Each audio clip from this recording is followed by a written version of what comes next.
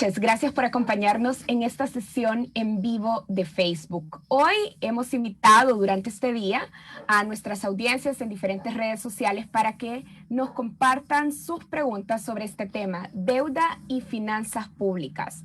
Todavía nos alcanza la chequera en El Salvador y para resolver las preguntas que hemos ido recibiendo hoy, nos acompaña Lourdes Molina. Lourdes es economista senior del ICEFI. Lourdes, gracias por aceptar esta invitación. Buenas noches, Karen. Muchísimas gracias a ti y a todos los amigos de Focus por la invitación. Bien, quiero contarles un poco cómo va a funcionar la dinámica de esta sesión. Como decía, en nuestras diferentes redes sociales, en las cuentas de Focus este día, hemos estado recibiendo preguntas sobre este tema, deuda y finanzas públicas. Esas preguntas son las que yo voy a trasladar a Lourdes, vamos a irlas discutiendo. Y también para los que están siguiendo esta sesión en vivo, pues también pueden dejar en los comentarios de la transmisión las preguntas o comentarios que tengan. Bueno, como contexto tenemos que decir que la Asamblea Legislativa aprobó 600 millones más en préstamos en la sesión plenaria número 4.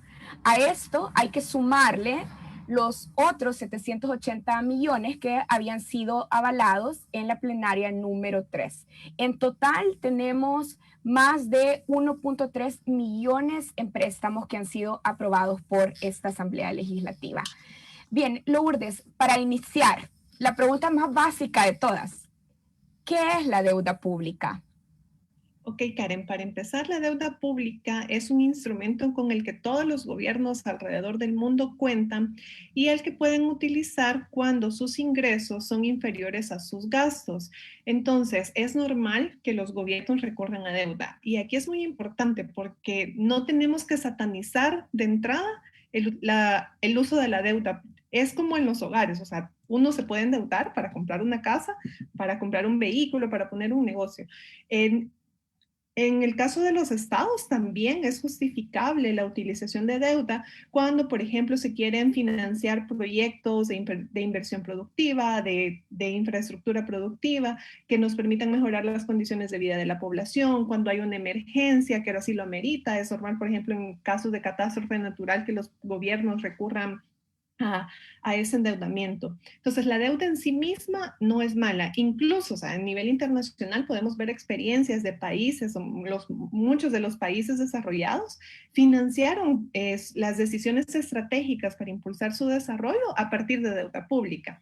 Ahora bien, la deuda, así como puede ser buena, si no se gestiona bien, también puede provocar muchos problemas en un país. O sea, si no se gestiona bien, si empieza a ser cada vez más grande esta deuda, si el país no tiene las reformas que se necesitan para tener un nivel de ingresos que permita pagar esa deuda, o incluso si no es transparente en el uso de esa deuda, también puede generar problemas. O sea, en la literatura, así como hay casos exitosos del uso de la deuda, también hay crisis económicas que se han desarrollado a partir del mal manejo de la deuda pública. Entonces tiene que ser muy estratégico, o sea, los gobiernos tienen que ser muy inteligentes en cómo y para qué utilizan esa deuda pública.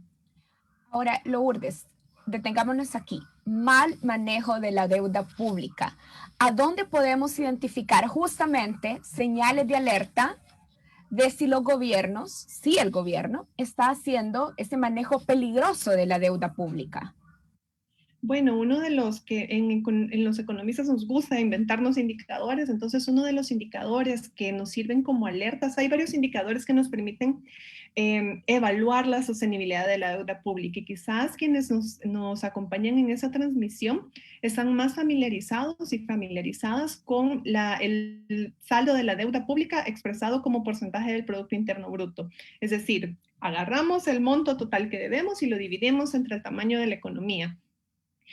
Los organismos financieros internacionales recomiendan que en economías como la salvadoreña, este monto no supere el 50% del PIB, o sea, endeudarnos en un valor alrededor del 50% del PIB. Es como lo recomendable y que se dice que ahí es todavía un nivel de deuda manejable para el país.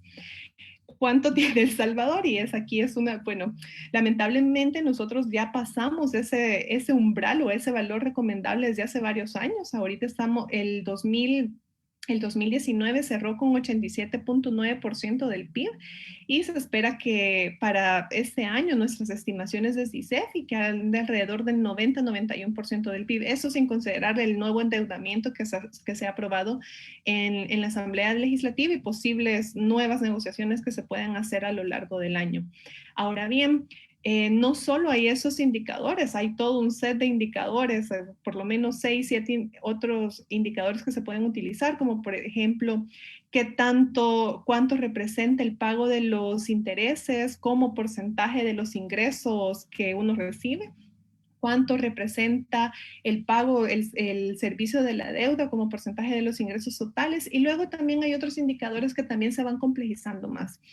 Nosotros en ICEFI los solemos calcular, pero haciendo un análisis global, básicamente en El Salvador sí tenemos problemas de manejo de la deuda. Desde hace varios años ha venido dando señales que es insostenible. Entonces es como la bolita de nieve que va creciendo y que cada vez va consumiendo más recursos de cada uno de nuestros presupuestos. Lourdes, quiero retroceder en esto. A ver, un indicador de riesgo, un indicador de alerta decía, que vaya creciendo la relación deuda-PIB. Hablemos del PIB. Cuando hablamos del PIB, estamos hablando de un indicador de la generación de riqueza del país. Exactamente. Es la sumatoria de todos los bienes y servicios que se producen en la economía. Nuevamente, es un indicador que los y las economistas utilizamos. Así como decimos, bueno, el peso de esta persona es tanto, la altura de esa persona es tanto. El tamaño de la economía del país, nosotros la medimos a través del Producto Interno Bruto. Y ahí es la sumatoria, por ejemplo, de todo lo que se produce de maíz, frijol, arroz, cemento, maquilas, cajas de cartón, servicios educativos, servicios de salud, servicios financieros, todas las actividades económicas se suman y nos da el Producto Interno Bruto. Entonces, cuando decimos que es preocupante que la deuda crezca en relación al PIB, quiere decir que la deuda ha crecido tanto como la economía del país. ¿Es esta la manera de traducirlo? Si lo podemos leer, yo les mencionaba que para 2020 cerramos con una deuda del 87.9% del Producto Interno Bruto. ¿Cómo se lee eso? Que de cada $100 que se producen en la economía salvadoreña, con todos los bienes y servicios que se producen en la economía salvadoreña, de cada $100, el país tiene una deuda equivalente a $87.90. Así se lee ese indicador. O sea, entonces quiere decir que estamos altamente endeudados. Entonces, vamos creciendo económicamente, pero podríamos ir creciendo, ojalá económicamente. Y este indicador, o sea, hay que tener cuidado también cómo se utiliza, porque, por ejemplo, ese ratio, esa división, ese indicador puede aumentar también porque no crecemos. O sea, porque es un denominador, o sea, es como la fracción básica. Entonces, en el denominador se hace más chiquito, obviamente el indicador va a ir creciendo. Por eso es de que se ve, o sea, si nosotros viéramos la tendencia en los últimos años, en 2020 hubo una contracción económica debido a la pandemia, entonces el denominador se hizo más chiquito, pero el saldo de la deuda siguió creciendo. Entonces, por eso una de las estrategias, o sea, para que los países para ayudar a la sostenibilidad de la deuda, es también apostar por políticas públicas que promuevan el crecimiento económico, porque entonces eso me va a hacer crecer el PIB y entonces el denominador de ese indicador me va a poder reducir ese indicador. Bien, perfecto, Lourdes. Entonces, aquí tengo dos preguntas de la audiencia que conectan justamente con esta relación entre deuda y PIB. José Martínez, a través de Instagram, preguntó, estamos cerca de llegar al 100% del PIB en la deuda pública. ¿No es preocupante? Esa es su pregunta. ¿Cuán preocupante es? Y Víctor contesta, si El Salvador alcanza el ratio de deuda PIB de 100% o más, ¿significaría que estamos en impago?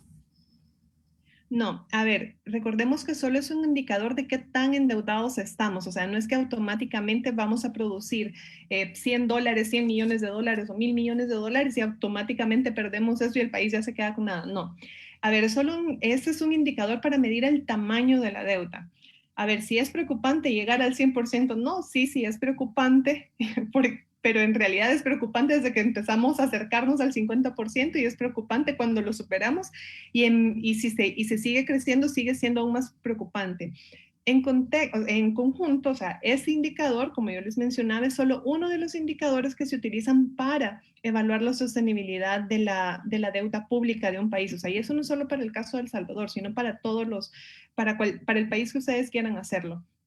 Entonces sí es preocupante, o sea, y es el indicador que más se suele utilizar, y en conjunto con otros indicadores sí nos dan señales de alerta de que en El Salvador nuestra deuda pública es insostenible, en el sentido, o sea, de que incluso en el presupuesto de cada año, el servicio de la deuda, es decir, lo que tenemos que pagar de intereses y de amortizaciones o de capital, podríamos llamarle de otra forma, lo que pagamos de intereses y de capital, es cada vez más grande. ¿Y eso por qué es preocupante? Porque tiene un alto costo de oportunidad. ¿Y qué significa un alto costo de oportunidad? Quiere decir que yo tengo en mi presupuesto de cada año, tengo que destinar más a pagar la deuda, y esos recursos, si los destino al pago de la deuda, de intereses y de capital, quiere decir que no los puedo utilizar para otro destino. Y aquí es un alto costo de oportunidad en términos sociales, porque significa que tendré menos para educación, significa que tendré menos para salud. Por ejemplo, tan solo para 2021, lo que se estaba presupuestando para el servicio de la deuda andaba alrededor del 16% del presupuesto. Es decir, que de cada $100 que yo había presupuestado, 16 los iba a destinar al servicio de la deuda. Es decir, solo me quedaban como 84 para salud, educación, seguridad, justicia y todas las otras necesidades y derechos que el Estado salvadoreño tiene que garantizar a través del presupuesto público. De acuerdo. Entonces, ¿por qué es preocupante? Si no significa impago, ¿qué sí significa? ¿Qué riesgos están contenidos en que la deuda alcance el 100% del PIB? A ver,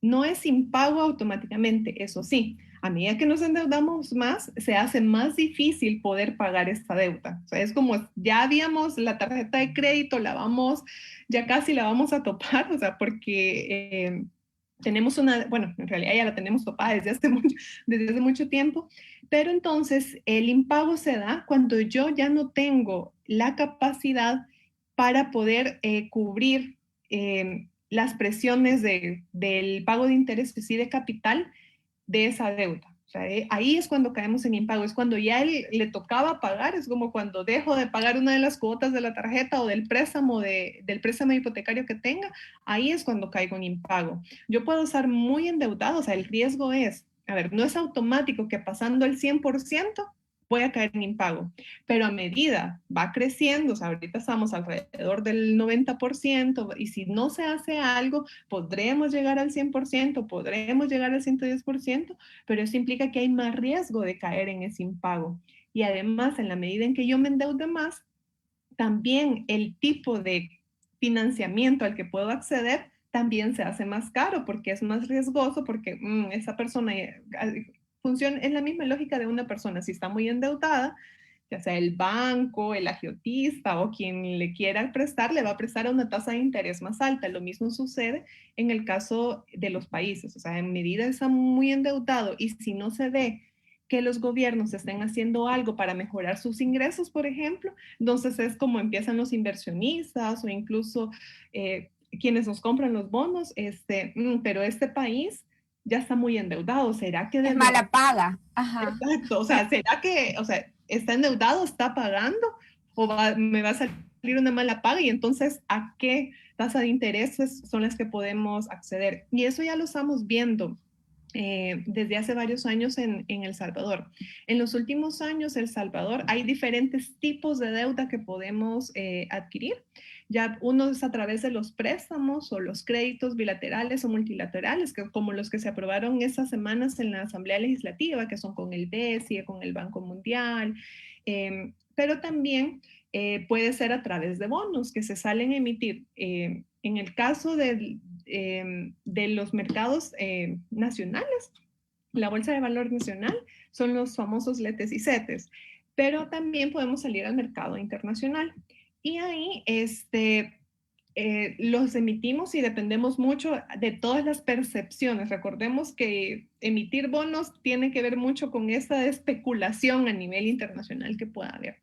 Entonces, El Salvador en los últimos años ha salido a emitir varios bonos. Ha sido como el instrumento de deuda que más ha utilizado. ¿Y por qué? Porque a diferencia de un préstamo que tiene un destino específico, o sea, tiene una asignación para qué lo quiero, los bonos son, usted los vende y los puede utilizar para cualquier destino, o sea, puede ser para educación, para salud, para pagar gasto corriente, para pagar gasto de capital. No hay una restricción de esa naturaleza, pero la tasa de interés a la que El Salvador ha estado emitiendo ha estado por encima del 7%. Y esto podrían decir, bueno, pero yo pago más con mi crédito hipotecario, ¿verdad? O pago más con la tarjeta de crédito. A ver, pero eso es una persona individual. A nivel de país, hay otros países de la región centroamericana que han emitido bonos con tasas de alrededor del 2%, por ejemplo. Entonces, ¿Y cuántas son las tasas? ¿Cuántas son las tasas más altas para los estados, para los países? ahí depende, o sea, el límite no hay para establecer una tasa de interés porque nuevamente depende del riesgo. O sea, Pero recordemos 7% es alto. es alto si nos comparamos con economías como el resto de las centroamericanas, o sea, que tenemos similaridades, o sea, son economías de más o menos del mismo tamaño. Entonces, sí, o sea, El Salvador se está endeudando a tasas más altas que el resto de la región, centroamericana. Se llegaron a emitir incluso a una tasa de interés del 8% y el resto de los países de la región centroamericana han dado en 2-4%. Entonces, siendo así como queriendo ser optimistas, estamos pagando el doble de lo que están pagando Nuestros los países. vecinos. Nuestros países vecinos, exactamente. Entonces, esos son los riesgos asociados a tener altos niveles de endeudamiento. O sea, y eso, o sea, ya soy muy endeudada. si pido más endeudamiento, me lo piden a unas tasas de interés muy altas, es decir, préstamos caros, o sea, deuda cara, es mucho más probable, y no hago nada por el lado de los ingresos para pagar eso, es mucho más probable que yo caiga en impago y nuevamente vuelve a incrementar el riesgo. Es como un círculo vicioso, o sea, de alto nivel de endeudamiento y el tipo de endeudamiento al que nosotros podemos acceder. Lourdes, ya nos están llegando muchas preguntas de la audiencia y teníamos también las preguntas que hemos ido recibiendo en el día. A ver, pero ¿por qué los otros países centroamericanos tienen entonces ante los acreedores, ante los prestamistas, como una mejor imagen? ¿Y por qué? ¿Qué hacen ellos que sí reciben mejores tasas de interés que las que recibe el gobierno salvadoreño? Ok, aquí hay varios aspectos y no todos los países, no es que un país lo haga perfectamente, pero por ejemplo, a excepción de Costa Rica, el resto de que Costa Rica también tiene serios problemas de deuda pública como los tiene El Salvador, el resto de países de la región centroamericana tiene niveles más bajos de endeudamiento público. Quizás acá podemos mencionar Guatemala, que anda menos del 30% del Producto Interno Bruto de endeudamiento, porque es un manejo muy conservador de la deuda pública, también vale la pena decirlo, ¿verdad? Entonces, no están en una situación fiscal tan complicada como la nuestra. Aunque, por ejemplo, y por eso les mencionaba, de que no solo es un indicador en el que nos tenemos que poner la atención, o sea, en ese ratio deuda PIB, porque Guatemala tiene un nivel muy bajo de deuda pública, pero por ejemplo, si lo comparamos respecto a sus ingresos, que son los que menos recaudan en toda la región latinoamericana, sí que entonces ahí se empiezan a levantar las alertas de la sostenibilidad de la deuda pública guatemalteca. Pero luego también está la, la, la estabilidad política que tienen estos países y acá no podemos dejar de mencionar que en El Salvador no ayudó para nada el manejo de la deuda pública lo sucedido en la Asamblea Legislativa el 1 de mayo, porque ahí ya entran, o sea, los inversionistas privados que compran nuestros bonos en los mercados internacionales, sí que se les encienden todas las alertas porque quiere decir que El Salvador no está respetando el Estado de Derecho, no está respetando la institucionalidad, no está respetando las reglas del juego. Entonces, ¿qué garantías hay que van a honrar los compromisos con el bono? O sea, Pero, recordemos que acá es percepción. pero otros gobiernos centroamericanos tampoco se caracterizan necesariamente por respetar la institucionalidad y tampoco sus No, democracias salen bien evaluadas. no, exactamente. Entonces, y eso se repite también en los otros países, o sea, por ejemplo, en el caso de Honduras o en el caso de Nicaragua, cuando fueron las coyunturas de sus crisis políticas, por ejemplo, también hubo una caída en el precio internacionales de los bonos, porque también, o sea, es natural que se enciendan todas estas alertas, o sea, porque es uno de los determinantes. Se están faltando a las reglas del juego que se supone que rigen un país, entonces, ¿qué garantía hay de que esos inversionistas, recordemos que los inversionistas lo que quieren es tener certeza de que van a recibir de regreso su dinero? Entonces, si no se están respetando las reglas del juego, también empieza a incrementar el riesgo, eso es pura especulación, recordemos, o sea, es la percepción de los inversionistas de qué seguridad hay de que yo voy a poder recuperar mi dinero que he invertido comprando bonos en El Salvador, por ejemplo. Bien, Lourdes, cuando hablamos de la deuda pública salvadoreña, entonces es la deuda de todos y todas. Ahora, ¿a quiénes le debemos entonces los salvadoreños? ¿Quiénes son esos inversionistas con los que estamos endeudados? La mayor parte son inversionistas privados, o sea, recordemos, nuestra mayor parte de deuda es a partir de bonos, entonces son inversionistas privados, o sea, no podríamos decir específicamente nombre y apellido a quién le debemos. Pero ya de ahí también tenemos deuda multilateral y bilateral, y aquí tenemos con el Banco Mundial, tenemos con el Banco Centroamericano de Integración Económica, tenemos también con el BESI, pues perdón, ya dije el BESI, también tenemos inversionistas, también estamos endeudados con inversionistas nacionales, o sea, los LETES y los CETES los compran los inversionistas nacionales, así también como los bancos privados que operan en El Salvador, también les debemos a ellos porque son quienes compran estos instrumentos de corto plazo. También le debemos a las administradoras de pensiones que también son las que compran deuda de corto plazo. Tenemos Ahora, le debemos a varios entes. casi como, bueno, le debemos a muchas personas. Voy a pasar rapidito por aquí y por aquí. Lourdes, CETES, LETES, dos términos que se repiten muchísimo cuando discutimos la deuda, sobre todo cuando discutimos deuda de corto plazo. ¿Qué son CETES y LETES para DOMIS, para los nuevos en la discusión sobre la deuda? Sí, exacto. A ver, los LETES y los CETES son instrumentos de deuda pública, son instrumentos que se llaman instrumentos de corto plazo. Entonces, estos se suelen utilizar, o bueno, en el marco legal de El Salvador se considera su existencia para solventar las necesidades inmediatas de liquidez del sector público. Por ejemplo, la recaudación de impuestos, que es lo que nos permite financiar el funcionamiento del Estado salvadoreño, no es igual, o sea, no se mantienen los mismos niveles a lo largo del año. Cuando nos toca pagar la renta, y hay un incremento. Cuando hay periodos vacacionales o, por ejemplo, diciembre, también hay un incremento en la recaudación porque el consumo usualmente aumenta y dado que la mayor parte de la recaudación proviene del IVA, entonces es normal que aumente. Pero hay meses en los que el sector público es como meses de vacas flacas, entonces en los que no recauda mucho. Pero sin embargo, los compromisos del Estado salvadoreño para su funcionamiento siguen estando ahí. O sea, ahí es como necesita seguir funcionando. Entonces O sea, necesita hay que seguir recursos. pagando salarios de los empleados públicos, hay que seguir poniendo medicina en los hospitales, hay que seguir manteniendo las escuelas.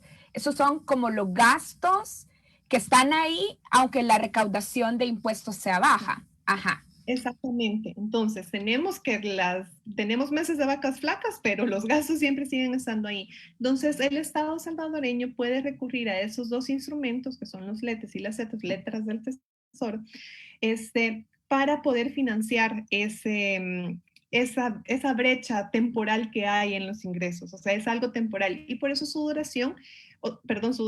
vencimiento es menor a un año. O sea, por eso se llama que es deuda de corto plazo, porque se tiene que pagar en un periodo de 12 meses. Ahora bien, ¿a dónde se venden estos letes y estos CETES? Se colocan en la Bolsa de Valores de El Salvador. ¿Quiénes nos compran lentes y CETES? Como ya les mencionaba, usualmente suelen ser los bancos salvadoreños, los bancos privados, perdón, que funcionan en El Salvador, y también los administradores de pensiones y también inversionistas privados. A ver, entonces, si los compran bancos que operan en El Salvador y los compran a administradoras de pensiones que operan en El Salvador, eso quiere decir que lo compran con el dinero de ciudadanos salvadoreños. Exactamente, ahí están con los fondos previsionales. Recordemos que el fondo previsional lo que busca es invertir el dinero de los y las cotizantes para obtener rentabilidad. O sea, es hacer inversiones y luego a partir de las rentabilidades que nuestra pensión va creciendo un poquito o mucho, dependiendo, ¿verdad? Y luego también así es como funcionan los bancos. O sea, los bancos no crean que cuando vamos a ahorrar, a depositar nuestro dinero, no es que el banco lo tenga guardado en una bóveda, ahí bajo llave y todo el dinero ahí, no, o sea, el banco también para pagarnos esos intereses que nos pagan al final de cada mes o al final de cada año, lo hace porque utiliza una parte de esos recursos para invertir y es la misma lógica de buscar rentabilidad. Y una de las alternativas, o sea, cómo funciona el mercado salvadoreño es que puede ser a partir de eso. O sea que De deuda al Estado salvadoreño. O sea que un impago en la deuda de corto plazo, a ver si lo estoy diciendo bien, Lourdes, un impago en la deuda de corto plazo afectaría a los ahorrantes y a los cotizantes salvadoreños, porque de alguna manera somos los que hemos prestado ese dinero. Sí, exactamente. O sea, a través de la intermediación de tanto del sistema financiero como del sistema previsional, justamente, o sea, si se diera el escenario en el que hay un impago de deuda de corto plazo, perdón, sí que impactaría negativamente a los cotizantes y a los ahorrantes salvadoreños. De acuerdo. Ahora, a través de Facebook, Francisco de Jesús Méndez pregunta, ¿cómo es posible que los organismos internacionales tengan la disposición de prestarnos, aún con el riesgo de que tengan problemas para cobrarnos?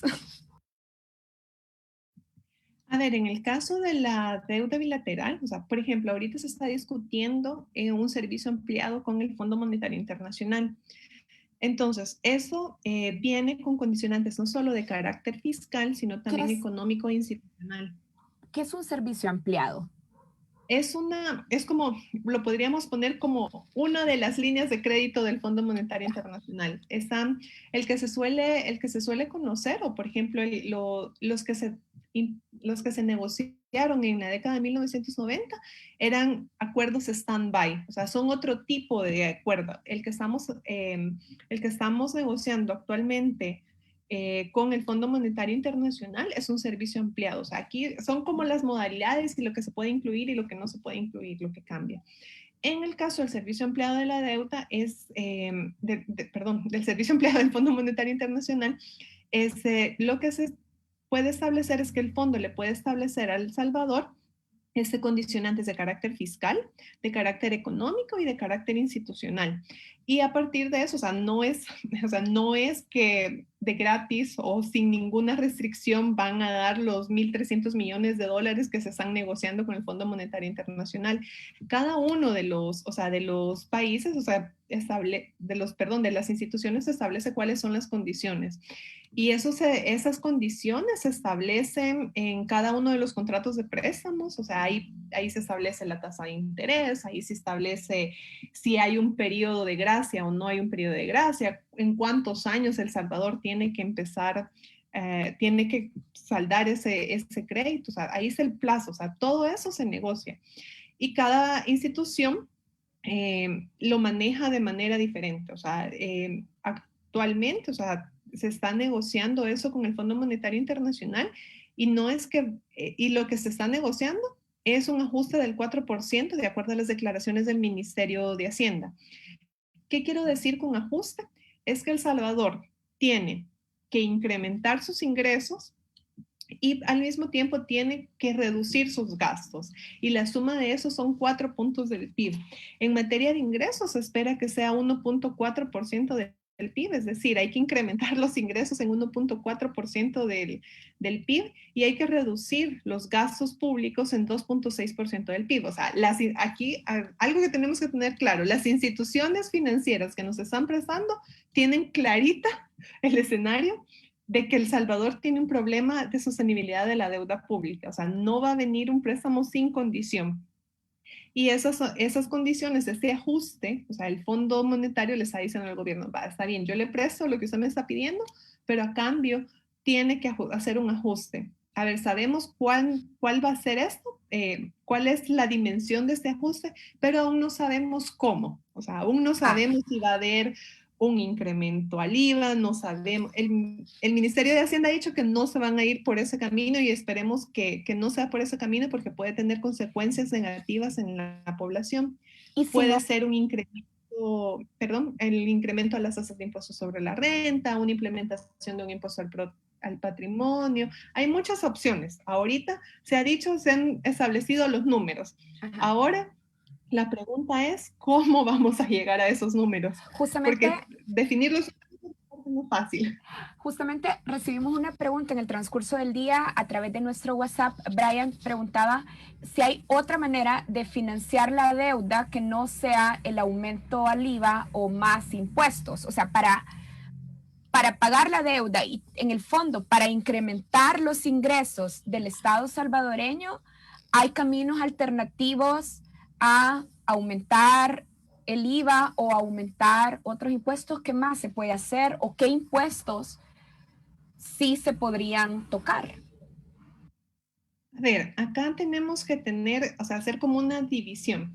A ver, sí debemos incrementar los impuestos, o sea, creo que El Salvador difícilmente pueden dejar a un lado esa alternativa. Ahora bien, ¿qué tipo de impuestos? El IVA definitivamente es el impuesto, esa es la principal fuente de financiamiento de la recaudación en el país. Es es lo que representa el mayor monto y ese lo pagamos todos y todas, pero en especial las personas que están en situación de pobreza, o sea, pagan lo mismo un millonario en El Salvador de IVA que lo que paga una persona en situación de pobreza extrema. Entonces, ese no debería ser el camino. El Ministerio de Hacienda ha dicho que no se va a decantar por ese camino y esperemos que así sea. Eh, pero sí que hay otras alternativas. Por ejemplo, se podrían revisar eh, la, la implementación de un impuesto al patrimonio, por ejemplo, en El Salvador, un impuesto, por ejemplo, a las propiedades suntuarias, a las propiedades de lujo, que sean mayores a los $500,000, por ejemplo. Eso no va, una persona que tenga una casa de $500,000, obviamente no está en situación vulnerable. Se puede implementar también impuestos ambientales, es algo que se está haciendo en otros países del mundo, pero que en la región centroamericana, incluyendo El Salvador, todavía no se ha explorado. Se puede también, por ejemplo, implementar una revisión a los privilegios fiscales injustificados. Recordemos que una de las estrategias que el país ha utilizado para atraer inversión extranjera directa es decirle, mire, venga a El Salvador y no me pague impuestos. Pero en realidad ese no es el principal criterio de un inversor para situarse en el país. Tenemos varias alternativas y luego obviamente también está el tema de evasión y elusión fiscal. Ahí hay que fortalecer al Ministerio de Hacienda, o sea, para que pueda cobrar efectivamente los recursos que, que se están perdiendo esa vía. Alrededor de la tercera parte del IVA se pierde en evasión. Y eso es un doble robo porque la persona cuando va a consumir, perdón, cuando va a consumir la persona lo paga, pero es el ente retenedor o en este caso la empresa la que no lo está trasladando a la hacienda. Me lo cobra a mí como consumidora, pero no lo traslada, no hace ese traslado de ese impuesto que yo ya pagué a el Ministerio de Hacienda. Entonces ahí es un doble robo y son elementos que se tienen que revisar. Y a la par de los ingresos, también, por ejemplo, sí que se puede mejorar la eficiencia y efectividad del gasto público en tema de compras y contrataciones, por ejemplo. Pueden haber ahorros si se hacen compras consolidadas de todo el sector público y no que cada ministerio funcione como una islita y haga sus propias compras. Luego también se deben de revisar el pago de seguros privados para funcionarios públicos. O sea, es algo que posiblemente en términos contables no va a ser muy significativo, pero sí que en términos de legitimidad, en legitimidad frente a la población salvadoreña, o sea, de cómo se están utilizando esos recursos. Tenemos varias alternativas. Y aquí lo importante es, vaya, se está hablando de un ajuste del 4% y ahorita se van a poner todo el menú, hay todo un menú completo de medidas que se pueden implementar. Por eso es muy importante que esas negociaciones también sean transparentes, porque ahorita no sabemos, o sea, ahorita yo solo le estoy diciendo posibles medidas que el gobierno o el Fondo Monetario Internacional pueden proponer. Pueden haber otras que a mí se me están escapando ahorita, o pueden haber unas nuevas que ni siquiera nadie había pensado hasta ese momento, pero el punto es que ahorita no conocemos esas negociaciones y es muy importante que sí se hagan, que se transparenten, porque así se va a poder saber quién está Lourdes, proponiendo qué, cuáles son las prioridades. Y no para es algo cerrar, nuevo. Costa Rica lo ha hecho en la última negociación de servicio ampliado con el Fondo Monetario Internacional. Entonces no es algo imposible. para cerrar este punto del ajuste, entonces lo que debemos recordar es que un ajuste implica que el Estado, el gobierno, debe encontrar mecanismos para aumentar los ingresos y también para disminuir los gastos. Ahora, en Facebook también Ramón López Leiva dice, ¿cuánto es la deuda actual del gobierno con las AFPs? ¿Qué porcentaje es esa deuda con respecto al 100% de los fondos previsionales? Y agrega una más, Ramón, gracias por las preguntas. Dice, ¿qué tasa en promedio ganan esos préstamos? Es decir, ¿cuántos intereses ganan por lo que le prestamos?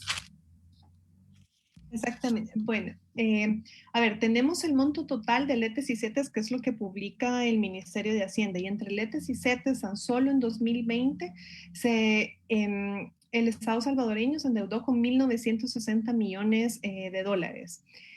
Acá es muy importante, o sea, decir que esos los debe pagar, esos alrededor de $2.000 millones los debe pagar este año.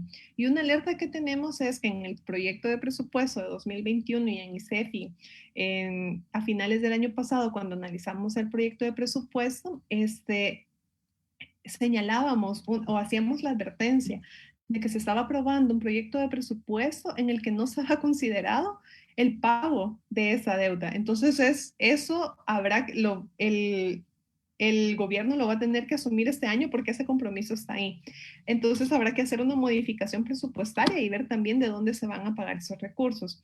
Ahora, con las tasas de interés andan alrededor del 7%, si no recuerdo mal, andan alrededor del 7% las tasas de interés que se están pagando por letes y por CETES.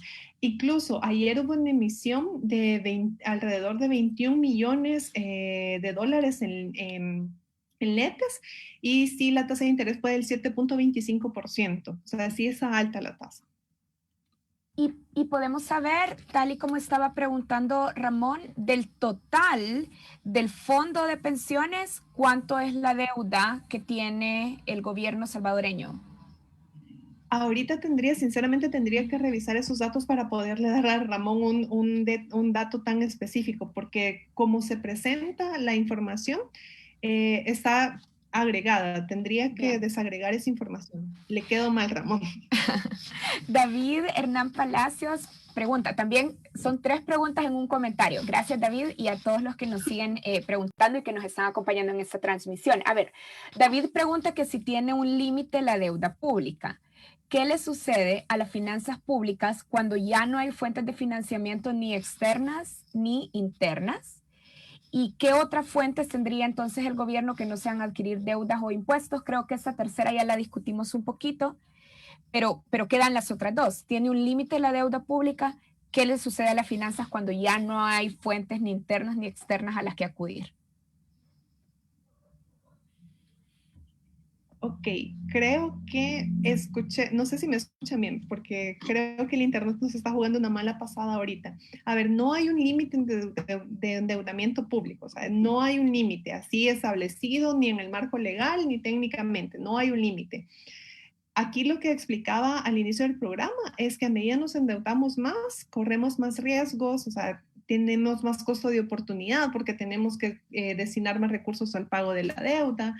Se hace también cada vez más difícil acceder a financiamiento, a una deuda barata, por así decirlo. La deuda se va encareciendo porque implica más riesgo prestarnos dinero.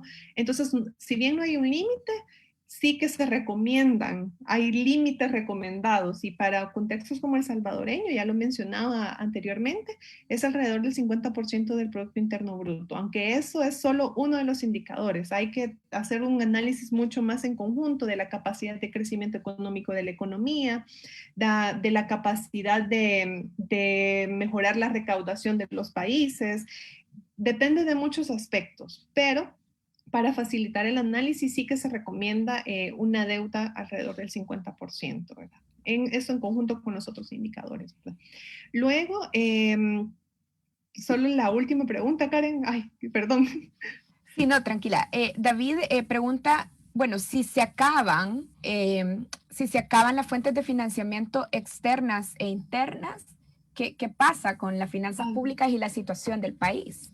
A ver, ahí sería algo muy complicado porque quiere decir que ya nos dejaron de prestar dinero, que ya no tenemos ese margen de maniobra, y básicamente dependeríamos de la capacidad de recaudación del gobierno, o sea, de los impuestos que se puedan pagar y de los ingresos no tributarios que se puedan recaudar. Acá dependeríamos de eso, o sea, estaríamos limitados a eso, y aquí también correríamos el riesgo de cuál sería, o sea, el gobierno, quien esté en el gobierno deberá elegir, por ejemplo, si honrar los compromisos de deuda o usar los pocos recursos que tenga para el financiamiento del gasto público social o el gasto destinado a satisfacer las necesidades de la población. Entonces ahí entraríamos en una situación muy complicada, o sea, esperemos que no lleguemos a eso. Creo que estamos estamos a tiempo todavía de tomar medidas, o sea, y aquí es algo muy importante, no es algo que se va a resolver de la noche a la mañana, pero sí que hay posibilidad de poder resolver el problema de la deuda que tenemos y es a través de algo que, a ver, ICEFI lo ha venido insistiendo desde hace varios años y creo que parecemos a veces necios con ese tema, pero incluso también el gobierno durante campaña, el presidente Bukele en el Plan Cuscatlán contemplaba la construcción de un pacto fiscal, de un acuerdo fiscal integral. A ver, resolver el problema de la deuda en El Salvador pasa por contar con ingresos suficientes y también con un gasto público más eficiente y efectivo. Y también, obviamente, adoptar medidas de reestructuración, de renegociación, incluso solicitar condonaciones, o sea, pero que son decisiones y acuerdos que se tienen que tomar como país y no las tiene que tomar únicamente de manera individual el gobierno, sino que tiene que ser como resultado de un diálogo con la mayor cantidad de actores de la sociedad salvadoreña, porque la verdad es que esos problemas son de carácter estructural, pero el punto es que si se sigue tirando la pelotita hacia adelante y si se sigue ignorando la bomba de tiempo que tenemos ahí, la verdad es que sí puede tener implicaciones muy serias para el resto de la población. Gaby, Gaby nos pregunta a través de Instagram, Lourdes, si justamente en un escenario de crisis económica y fiscal el gobierno podría volver a poner así en circulación el colón. A ver, en un escenario donde se tienen que conjugar muchas, básicamente la ley de Murphy se tiene que cumplir, donde, por ejemplo, no haya caída de las exportaciones, una caída en las remesas, que es el que haya una caída en la inversión extranjera directa, que son la fuente de dólares en nuestros países. Si todo Ahí, eso pasa, si todo eso pasa, si todo eso se conjuga, y si se además caen las remesas, las exportaciones, ajá. Y además se nos cierran las líneas de financiamiento, básicamente sería una desdolarización forzada lo que tendría que suceder, porque básicamente no habrían dólares para que la economía funcione. Y el Estado salvadoreño se vería en la obligación de emitir una moneda, no estoy segura si el colón, o sea, tendría que emitir algo para que la economía siguiera funcionando.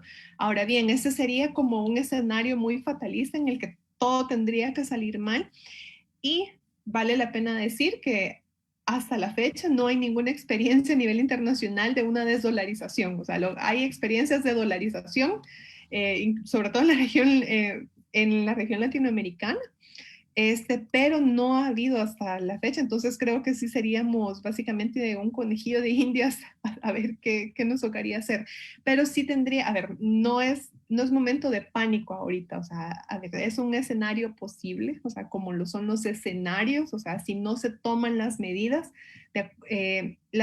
necesarias, o sea, pero creo que estamos a tiempo, todavía no hemos llegado al punto en que tenemos que discutir seriamente y planificar un escenario tan fatalista como ese, porque sería muy complicado. O sea, la verdad sí tendría consecuencias muy serias para la economía y obviamente si hay consecuencias económicas, habrá consecuencias sociales también. Pero no, o sea, sí podría suceder porque es un escenario posible, o sea, pero todavía no estamos en ese escenario. A ver, entonces, en este momento una desdolarización voluntaria no es opción, Lourdes. Desdolarización voluntaria. A ver, la desdolarización voluntaria siempre puede suceder, o sea, si el gobierno lo decide y hace la planificación y voluntaria, sí puede suceder, o sea, una desdolarización forzada es lo que ahorita sería muy complicado. No estamos en ese escenario aún. Nuevamente, es posible, todavía no estamos ahí, así que por favor, que no cunda el pánico financiero ahorita. Hablando de pánicos financieros, alguien preguntó a través de Instagram, Carlos, si debía sacar sus ahorros del banco en esta situación de impago, ante un escenario de impago, si debería mejor sacar sus ahorros del banco y tenerlos guardados en su casa. A ver, ahorita todavía no estamos en una situación de impago. O sea, el impago sucederá cuando el gobierno del Salvador, el Estado salvadoreño, deje de honrar sus compromisos. O sea, no estamos, o sea, no hay señales de eso. Ahora bien, sí que es responsabilidad de las autoridades de Hacienda, del Ejecutivo del Ejecutivo sobre todo, de atender el problema de la deuda pública, o sea, que tampoco es un problema nuevo y no era algo que, uy, nos encontramos aquí cuando entramos en nuestra administración, no, eso ya se sabía, o sea, y eso lo han venido acarreando administraciones anteriores y a la fecha ninguna de las administraciones ha sido capaz de tomar decisiones que permitan cambiar estructuralmente el problema de la deuda pública. Y eso pasa incluso también por resolver el tema de pensiones, o sea, de la deuda pública, de esa deuda que representa casi el 90% del PIB, alrededor de 22 puntos del PIB son por el tema de pensiones, que no solo es un problema financiero, sino también un problema de coberturas. Entonces, a ver, la solución a la deuda pública salvadoreña, o sea, los problemas de sostenibilidad de la deuda pública salvadoreña no son, no solo pasa por ejemplo, negociar un acuerdo más con el Fondo Monetario Internacional o un préstamo más con el Banco Mundial. Requiere medidas de carácter más estructural, tanto por el lado de los ingresos públicos, o sea, qué es lo que nos permite, si en la medida mejoramos nuestros ingresos, nuestra demanda de deuda va a ser, nuestra necesidad de deuda va a ser menor. Y también por el lado de los gastos públicos, o sea, para que los recursos sean verdaderamente utilizados en a lo que decimos, a lo que se plantea en el presupuesto, por ejemplo. Entonces, son medidas más estructurales que van mucho más allá de un simple acuerdo, negociación con algún organismo financiero internacional. Gerardo vía Instagram pregunta qué acciones podría tomar el gobierno y la asamblea con las pensiones. Si existe riesgo de nacionalización de las pensiones, nos pregunta. A ver, la opción de nacionalizar pensiones siempre ha estado sobre la mesa, pero para abordar el tema de pensiones, aquí sí hay que resolver el tema financiero, o sea, hay que hacer una reforma del tema de pensiones, pero además del tema financiero, y aquí quiero insistir en esta parte porque es a la que usualmente no se le presta atención, que es el tema de cobertura del sistema previsional. En nuestro país, solo una de cada 3 personas puede aspirar en el futuro tener una pensión. O sea, básicamente la mayor parte de los y las salvadoreñas estamos fuera de un sistema de protección social que nos permita en nuestra vejez tener una pensión.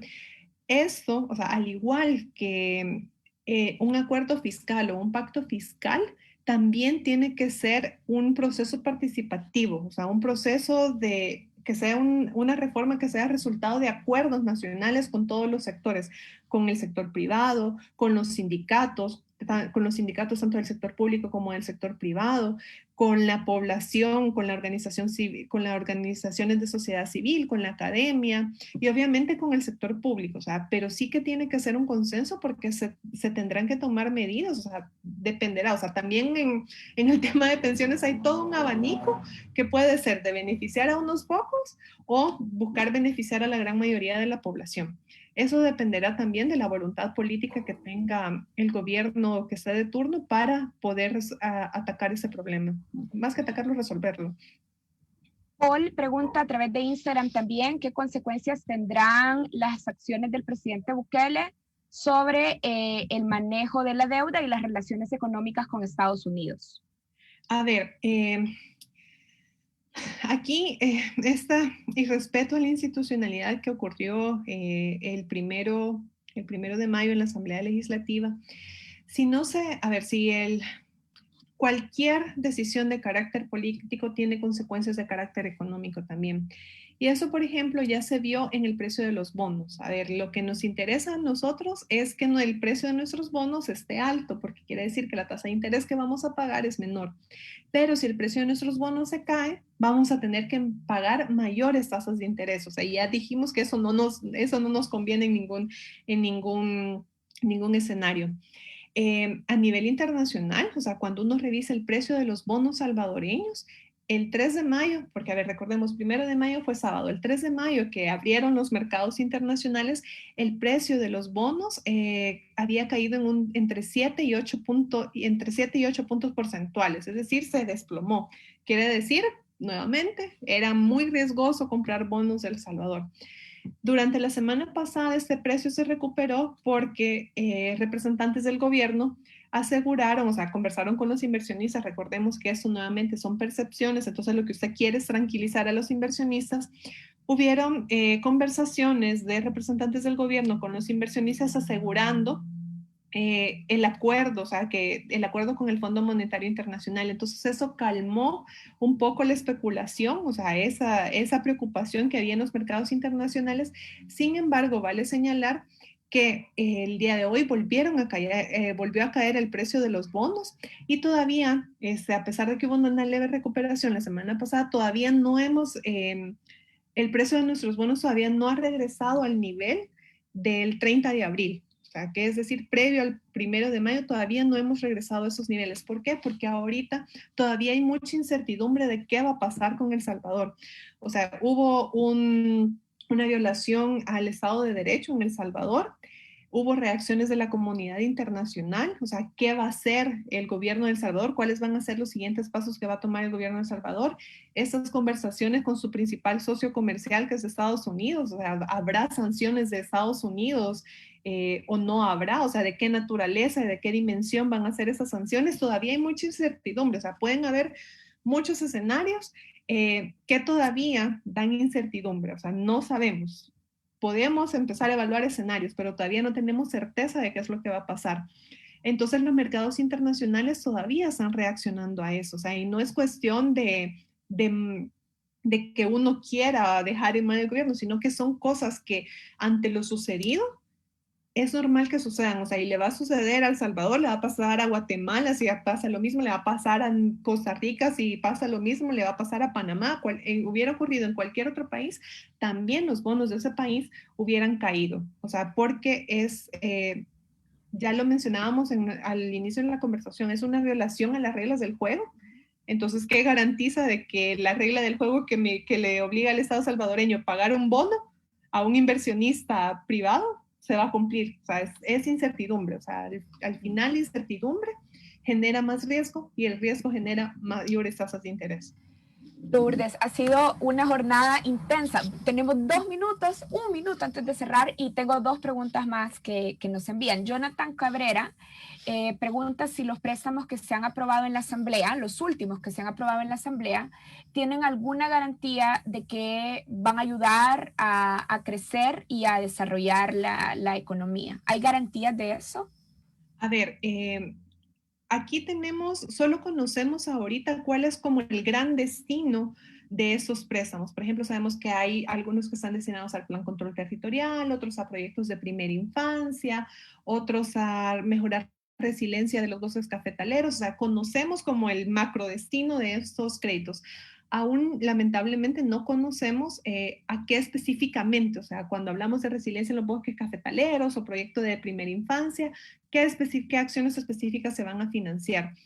Eh, Dependerá, o sea, su efectividad para apoyar el proceso de recuperación económica otros objetivos de desarrollo que tenga el país, dependerá mucho, o sea, de a qué específicamente, a qué líneas presupuestarias se otorguen estos recursos, pero también va a depender mucho de la transparencia, eficiencia y efectividad con que se ejecuten esos recursos.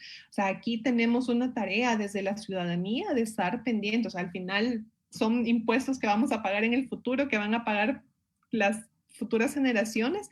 Tenemos que velar que eso se haga bajo principios de transparencia y rendición de cuentas, o sea, y que también formen parte o coayuden a una planificación del país. O sea, en El Salvador seguimos de conocer, el gobierno afirma que tiene un plan de desarrollo, que tiene estrategias de seguridad, planes de salud y educación, pero el problema es que como ciudadanía no los conocemos, o sea, más allá de las cosas generales que pueden decir en un discurso, que se pueden decir en un discurso, no conocemos las acciones concretas, los resultados concretos, o sea, qué específicamente se va a esperar. Entonces, de eso dependerá. Ahorita no sabemos exactamente qué. Hay que esperar que una vez que han sido aprobados se incorporen al presupuesto, porque esos recursos todavía no se han incorporado al presupuesto, para tener una mejor idea de qué es lo que se va a hacer con esos recursos. Y luego la tarea como ciudadanos y ciudadanas es velar por la ejecución, o sea, exigir rendición de cuentas y transparencia. O sea, al final son recursos de todas y de todas. Antonio nos preguntó durante el día también que qué consecuencias tendría este crecimiento poco poco racional, vamos a decir, o este crecimiento insostenible de la deuda sobre los ciudadanos y sobre todo para las micro y las pequeñas empresas. ¿Qué consecuencias podría tener esto? Ahora, a ver, si llegamos a una crisis de deuda en la que ya definitivamente hasta caemos en impago, o sea, aquí habrían implicaciones en temas de la tasa de interés a la que los y las ciudadanas puedan acceder. Aquí los micro y pequeños, los micro, medianos y pequeños empresarios tendrían, o sea, se deberían incrementar las tasas de interés a las que pueden acceder a créditos, o sea, los créditos privados básicamente incrementaría su tasa ¿Por de qué, interés. Lourdes? Además, también podría haber un efecto cascada en el que también los impuestos podrían subir, o sea, porque recordemos que si tenemos deuda y si la deuda es más cara y tenemos que pagar más de deuda, eso se tiene que pagar de algún lado. ¿Y cómo se financia el servicio de la deuda? Es a través de los impuestos que pagamos todos y todos. Si hubiera un impago también, o sea, básicamente, y hay una crisis de deuda y en el que el gobierno ya no tiene más recursos y no puede acceder a deuda y sus ingresos son insuficientes para financiar sus gastos, podría haber incluso que este impago no sea solo del Estado hacia los acreedores, sino también del impago hacia los proveedores del Estado, o sea, porque no va a tener dinero para honrar sus compromisos. Y aquí podría ser que se retrasen los pagos para las MIPIMES que son proveedoras del Estado, por ejemplo. O sea, puede ser, hay varias aristas por las que puede impactar a la población. Y también, por supuesto, está uno que ya mencionamos, que es el costo de oportunidad de los recursos públicos. O sea, habrá menos para educación, menos para salud, menos para seguridad. ¿Por qué? Porque tendremos mayores obligaciones en el servicio de la deuda, o sea, en el pago de esas de intereses y de capital que tenemos que hacer. Entonces, sí, es muy complejo. O sea, si ya se vuelve verdad, ya entramos en una crisis de deuda en El Salvador, esas pueden ser las implicaciones y habrá muchas otras que se puedan presentar, pero las principales serían esas. Lourdes, pero Perdón. por qué podrían subir las tasas de interés para los préstamos que hacen las pequeñas o las microempresas? A ver, acá tenemos que tener presente, a ver, en los mercados financieros, el sector, o sea, nosotros como ciudadanos y ciudadanos competimos con el sector empresarial y competimos con el sector público para acceder a ese financiamiento. O sea, hay un mercado financiero que tiene líneas de crédito, que tiene un cierto monto disponible para crédito. El sector público quiere que le compren su deuda, quiere también el sector privado y aquí micro, pequeñas, medianas y grandes empresas también solicitan créditos, así funcionan las empresas. Y luego también estamos los y las ciudadanas que queremos un préstamo para, no sé, para remodelar la casa o para comprar una casa o comprar un vehículo o un crédito personal para ir a estudiar, no sé. Hay una competencia entre todo eso. Entonces, al haber esa competencia, lo que sucede es que sale más caro, o sea, el riesgo, o sea, si tengo un estado, o sea, a ver, siempre es preferible endeudarse, o sea, venderle, o sea, extenderle una línea de crédito a un estado porque es más seguro que me pague, porque tiene más respaldo detrás de ello, o sea, al final es una deuda soberana, o sea, es el estado salvadoreño el que se está endeudando. En cambio, si le prestan a Lourdes, pues dependerá de los ahorros que tenga para respaldarlo y de quién le sirva de fiadora, ¿verdad? Entonces, se pueden empezar a incrementar esas tasas de interés porque el costo de oportunidad para la entidad que está prestando, o sea, para el acreedor, es mejor prestarle al sector público que le está pagando unas altas tasas de interés que prestarme a mí, que lo que yo ando buscando es al contrario, que me preste a una menor tasa de interés. Lourdes, prometo dejarla ir después de esta última, de Ramón López, para cerrar. Dice, cuando lleguemos a esos niveles, ¿es posible que nos toque recurrir a los fondos buitres? A ver, nosotros ya estamos en esa categoría, o sea, nuestros bonos ya están, o sea, ya están siendo comprados por inversionistas que no son tan adversos al riesgo, por así decirlo, o sea, que no le importa, o sea, que El Salvador esté endeudado, o sea, porque la tasa de interés para ellos compensa el riesgo de prestarle El Salvador a un país tan endeudado. Si seguimos por esta senda, creo que esa es la única alternativa que quedará para comprar, para colocar los bonos de El Salvador. O sea, ya estamos, o sea, ya nuestros bonos, o sea, están pagando una tasa de interés tan alta que inversionistas que son adversos al riesgo, o sea, o con más conservadores en sus inversiones, no los están comprando y por eso es que eso también presiona a que nuestra última alternativa, nuestra única alternativa sea pagar altas tasas de interés por nuestra deuda. Bien, bueno, me siento preocupada, muy Porque, preocupada, ¿cómo muy, no? muy preocupada. Todo se puede, todo se puede, media vez haya voluntad política y que nosotros desde la ciudadanía también nos involucremos, participemos. O sea, yo entiendo que esos temas pueden ser muy técnicos y aquí mil disculpas a todo el público porque los y las economistas a veces hablamos muy técnico, pero nosotros de CISEFI sí que nos gusta recordarle a todas las personas que la política fiscal no es nuestra, no es del ministro de Hacienda, no es del presidente, no es de la Comisión de Hacienda de la Asamblea Legislativa, sino que nos pertenece a todos y todos, a todas y todos los salvadoreños. Y nos debemos involucrar, o sea, perdámosle ese miedo.